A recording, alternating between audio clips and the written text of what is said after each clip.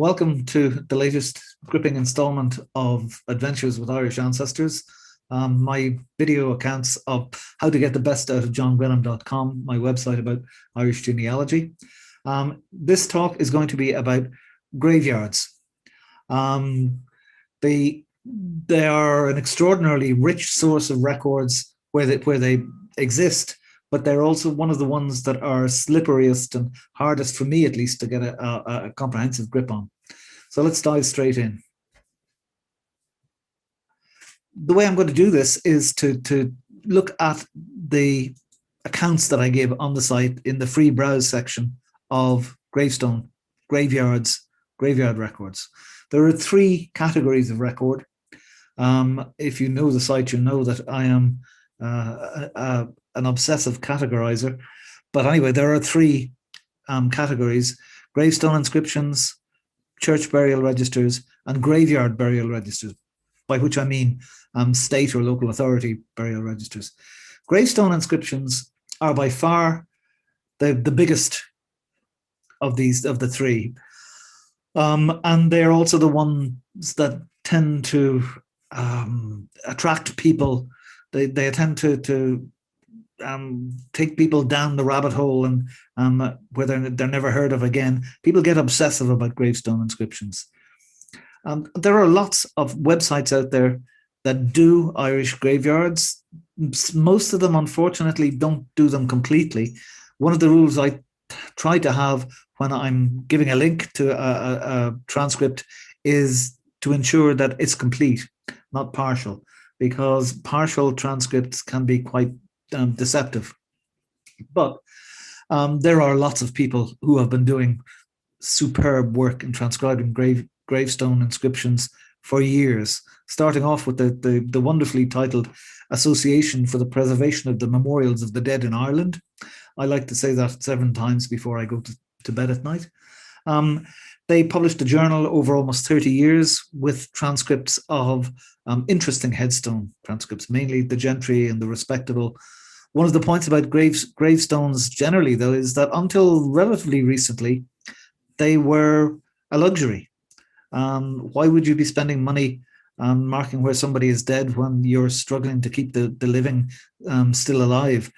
So it's really they only became widespread from the middle of the 19th century onwards, as prosperity grew, as things stabilized a wee bit. Okay, there are a number of websites that specialize in transcribing gravestones. I mean, apart from the commercial sites, such as Ancestry, and in particular findmypast.ie, which has the Cantwell collections, wonderful collections of all the graveyards of Wexford and Wicklow, and most of the coastal graveyards along Mayo and Galway. Very, very high quality, with maps, with cross-references and so on. So they're very good. Historicgraves.com is my current favorite. They specialize in GPS locations for the headstones, photographs, good high quality digital photographs, transcripts, and they have a wonderful set of pigeonholes for all the graveyards on the island. So they're ongoing. They're a volunteer community-based thing. They getting together in groups is not the easiest thing to be doing in the pandemic, but they're still adding to their collections. All right, so gravestone inscriptions are a serious and useful. And again, when we look at the locations, I try to give in the civil parish pages, if there are gravestone transcripts for the civil parish, I'll give links to them, or if they're published, I'll give publication details, and I'll show you a sample of that in a second. Let's move on to the second of the three categories. These are church burial registers. Most of these are actually Church of Ireland, Anglican records. The Church of Ireland was the established church until 1870 and had control, particularly in urban areas, had control of all the burial grounds. And it was a source of much friction, shall we say, that For example, Catholics who died in Dublin had to pay the local Church of Ireland clergyman to be buried in the Church of Ireland graveyard. But their friction is our opportunity, because it means that everybody who died is recorded in Church of Ireland records, at least until the 1820s and 1830s. So in Catholic records, for some strange reason, you can draw a line between Galway and Dublin, and north of it, most parishes have some burial registers. Okay, the local parish priest kept records, and south of it, virtually none have. I have no idea why this is. People have speculated that it has to do with sacramental, that burial wasn't a sacrament, whereas baptism and marriage was. But why should some of the parishes have kept burial records and others not? In any case, the vast bulk of these are Church of Ireland records, and in urban areas, Church of Ireland burial records are always worth looking at for Catholics. They tend to be very terse. They give a name. In many cases, the amount paid. Some cases an age, some cases a relationship, but rarely. So they are pretty terse. Much more important are the third of these categories, the graveyard burial registers.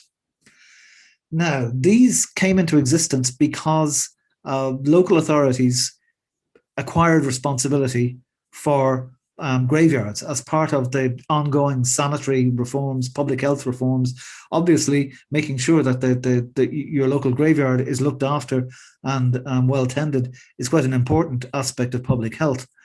So in Dublin, in Cork, in Belfast, big public graveyards came into existence very early on. In Dublin, Glasnevin is the be all and end all. It was set up by the Catholic Cemeteries Committee in 1828, basically in direct response to the monopoly that the Church of Ireland clergy had on burial rights in Dublin. And right from the very beginning, they recorded all sorts of details about who was being buried, about their address, their occupation, their next of kin. As more people went into the grave, they recorded them and the relationships as well. And all of their records are online. At the moment, it's not working, but it's a paying website, and they're wonderful records for anybody who died in Dublin after 1828. There's some extraordinary records there. There are registers, local authorities. Outside the urban areas, local authorities started to look after the graveyards, to take charge of them from the 1890s on. And some of those burial registers are online, some of them aren't. Okay, there are, for example, the Dublin City Library and Archives website has burial registers for Clontarf, Drimnagh, and Finglas, and there's a link to it here. If we click on that, go to the cemetery burial registers, you pick a cemetery, say so Clontarf, anybody called Murphy in Clontarf, I'm sure there was. Click on it, and there you have a list of all the Murphys buried in the Clontarf graveyard with their addresses, in some cases with their relationships. And in lots of cases, one of the interesting things, funeral directors, we now would take this to be the professional. But in most cases, the funeral director was the person in charge of the funeral, and it was often just the next of kin. So you can see there are a lot of Murphys in charge of Murphy burials there. That's just one example. There are lots of areas around the country where local authorities have discovered these burial registers and have begun to put them online. So North County Dublin, Fingal, and Limerick City, West Cork, the Skibbereen Heritage Centre. The doyen of them all is the Kerry burials. The Kerry local authority has put up all the burial records of 140 local authority cemeteries, coming right up into the late 2000s. So it's a little bit hair-raising. I'm not sure that the digital privacy acts are completely being complied with, although when people die, they lose their rights to privacy. But they're all there anyway, and they can be extraordinarily useful. And more of them are coming online as local authorities become more aware of the interest that people have in seeing them. Okay, let's just look at some of the locational records then. By county, you can take Cork graveyards. And this is a list by parish, and it's a civil parish. It attempts to give you the townland location. If there is a denomination, if it's a Church of Ireland or Presbyterian or Catholic, it describes the transcript or gives a link to it, and gives you publication records if it's published. So you can see, for example, the Skibbereen site that I mentioned there, the funeral register for St. Patrick's in Skibbereen. Skibbereen, there you are. Murphy's, I'm sure there are Murphy's again. Murphy's, that's how you spell Murphy. And there you have all the Murphys, and you have the a complete transcript of the burial entry. Again, if you go into the civil parish for it, let's just take Ahada. There we go, the civil parish of Ahada. Over here, you have a summary of research sources and headstone transcripts, graveyards. So it gives you, if there are headstone transcripts, it will give you them in this format here. So, for example, Ahada St. Erasmus is on historicgraves.com, and here you have a wonderful set of transcripts, a wonderful set of photographs. This is the repose of the Very Reverend Patrick O'Mahony, parish priest of Ahada, who died in 1964, age 67. Not the best example, but you can see lots and lots of family information will appear in most of these. Okay, I hope I've given you a flavor, at least, of how useful and sprawling the gravestone inscriptions, the church burial registers, and the local authority burial registers can be, and where you can find links to them and references to them on the site.